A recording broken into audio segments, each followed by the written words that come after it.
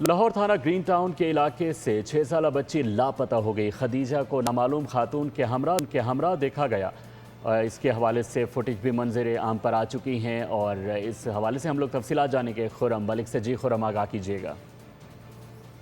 जी बिल्कुल, थाना green town के इलाके में अगवा का वाकया जो है सामने आया है। बागड़िया चौक से 6 साल बच्ची को अगवा कर लिया गया है।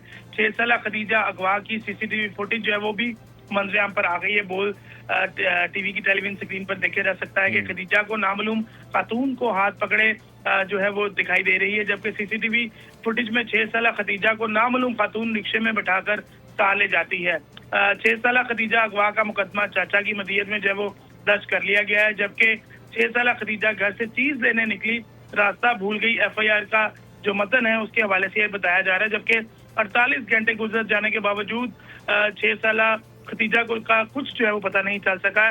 जबकि जो लवाहिकीन है उनकी जानिब से ये कहा जा रहा है कि आला काम जो है इस वाक़े का नोटिस लें और तमाम जो पुलिस के अफसरान हैं उनको भी ये कहा जा रहा है कि हमारी बच्ची को जो है वो जल्द बाजियाब करवाया जाए। तो यकीनन इंतहाई अफसोसनाक वाक़या है। ग्रीन टाउन के इलाके में 6 साल बच्ची को जो है वो अगवा कर लिया गया है। जी बहुत शुक्रिया खुरम मलिक, आप तफसीलात से आगाह कर रहे थे लाहौर से हमारे साथ।